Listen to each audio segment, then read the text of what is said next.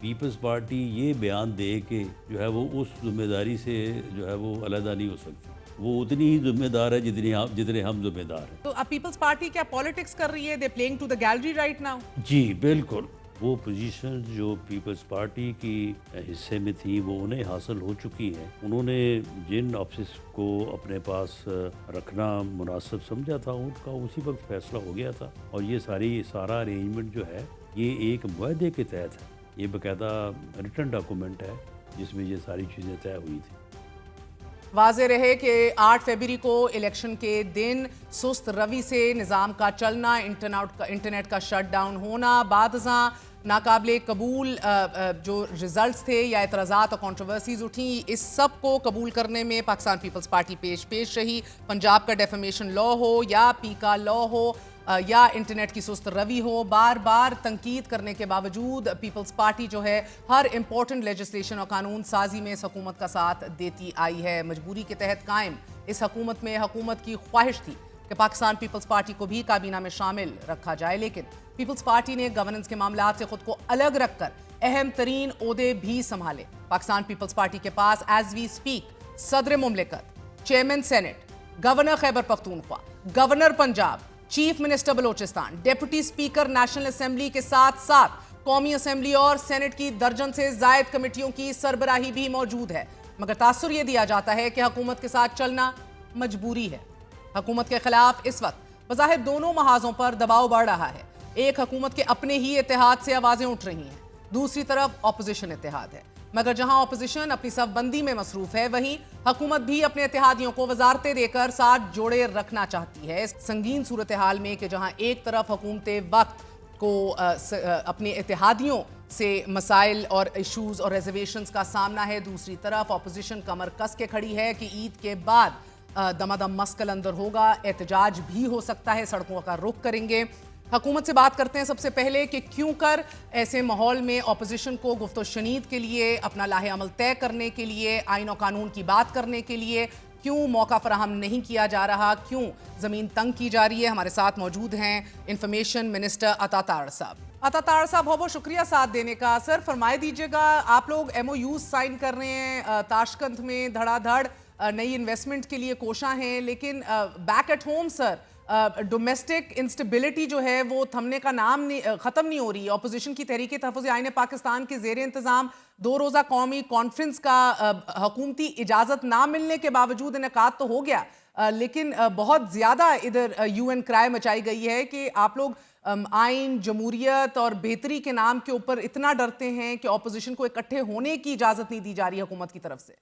बहुत शुक्रिया मेहर साहिबा। देखिए, पहली बात तो ये है कि अल्लाह ताला का शुक्र है कि सब शोर शराबे के बावजूद and the bets for out कि पाकिस्तान डिफॉल्ट करने लगा है, आज डिफॉल्ट किया कि कल किया, मईशत डूब चुकी है, हर चीज बंद हो जाएगी, मुल्क के अंदर अफरा तफरी होगी। अल्लाह ताला का शुक्र है, इन्फ्लेशन से लेके इंटरेस्ट रेट तक सब नीचे आया है, ग्रोथ से लेके स्टॉक मार्केट तक हर चीज ऊपर गई है। और एक साल के अंदर अल्लाह ताला का ये बेपाया फजलो करम है कि दुनिया के मालियाती इदारे पाकिस्तान को हाईली रेट करें, बावजूद इसके कि पॉलिटिकली ऑपोजिशन ने भरपूर कोशिश की कि ये काम ना हो। अभी अजरबैजान में $2 बिलियन की इन्वेस्टमेंट तकरीबन फाइनल हुई है, उनके अपने प्रेसिडेंट ने अनाउंस की है। बाकू एक अपकमिंग डेस्टिनेशन है दुनिया की, पाकिस्तानी सैर के लिए भी जाते हैं, रोजगार के लिए भी जाते हैं, और उसमें वो आ रहे हैं अगले महीने और वो अग्रीमेंट सब साइन करेंगे और 2 बिलियन को रोल आउट करेंगे। सेम विद ताशकंद, हम गए, उज्बेकिस्तान में बड़ी इज्जत हुई, पाकिस्तान की इकोनॉमी की तारीफ उनके प्रेसिडेंट ने की और कहा कि हम स्ट्रेटेजिकली आपके साथ आगे बढ़ेंगे और $2 अरब की ट्रेड बढ़ाएंगे, अभी $400 मिलियन के ऊपर है। देखिए, ये वो नन्ही मुन्नी ऑपोजिशन जो शायद अब्बासी साहब के घर में एक कट करके प्रेस कॉन्फ्रेंस करते हैं, किसी ने रोका इनको, किसी ने कहा कि ये मत करें, कोई उनके घर पे गया, दस्तक भी दी, इधर प्राइम टाइम के ऊपर साइड विंडो के ऊपर उनकी प्रेस कॉन्फ्रेंस चल रही थी, किसी ने फोन किया कि ये मत चलाएं। मैं ये समझता हूं कि ये हवा क्रिएट करने की कोशिश कर रहे हैं। ये इतने इंपॉर्टेंट कभी भी नहीं थे कि इनको इजाजत ना दी जाए। किस होटल में करना है अपना कट, आ जाएं, बताएं किस हॉल में ये करना चाहते हैं। ये कि जी हमें हॉल की इजाजत नहीं मिल रही, हमें कोई कह रहा है कि यहाँ ना करो वहां ना करो। भाई, आप शायद अब्बासी साहब के ड्राइंग रूम में 4-5 दफा ये कट कर चुके हैं। आप कभी कहीं जाते हैं, कभी कहीं जाते हैं, कोई रोक टोक नहीं है। तो ये अपनी इंपॉर्टेंस इंक्रीज करने का एक बहाना है। अगर इनको कोई प्रॉब्लम है तो मुझे बताएं, मैं हल कर देता हूँ। ये किस हॉल पे इनको इनकार हुआ, किसने इनकार किया, ये सारे बहाने हैं, इनके पास स्ट्रीट पावर है नहीं।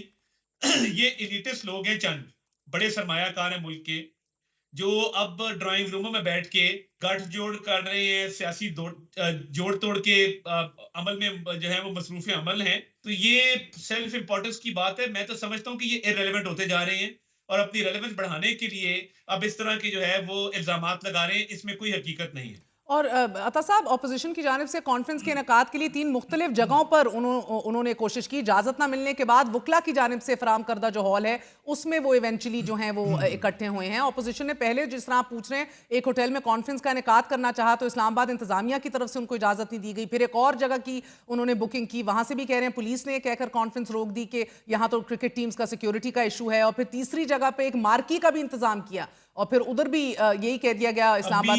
जी, अभी शायद अब्बासी पिंडी गए हुए थे, वहां पे उन्होंने एक ज्वाइनिंग की, दिन दहाड़े की, सड़क ब्लॉक करके की, किसी ने नहीं रोका उनको।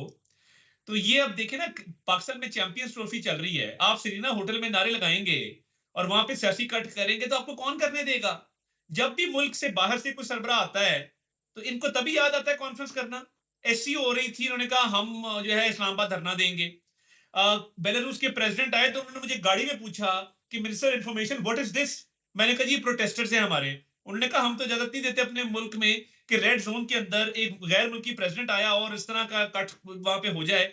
अब चैंपियंस ट्रॉफी को डिस्टर्ब करना चाहते हैं, ये सारी मूव कम समझते हैं। मेहरबानी करें, अच्छा हॉल ले लें। मार्की मार्की की जरूरत नहीं आएगी, मार्की 400-500 बंदे की होती है, ये टांगे की सवारियां हैं। इनको चाहिए कुछ छोटी कमेटी रूम कहीं पे करवा लें, बड़े अच्छे तरीके से इनका जो है वो अल्लाह के फजल से इजलास हो जाएगा। क्या हुआ अता साहब कि शाहिद खाकान अब्बासी आपके खिलाफ हो गए, महमूद खान अचकजई आपके खिलाफ हो गए, मौलाना फजल रहमान आपके साथ खिलाफ हो गए? कुछ तो गलत कर रहे होंगे आप।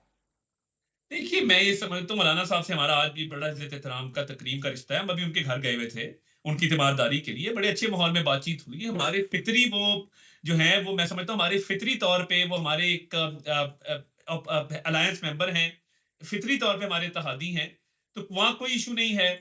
महमूद खान अचकजई साहब को मुझे नहीं समझ आती कि इस हुकूमत से क्या प्रॉब्लम है।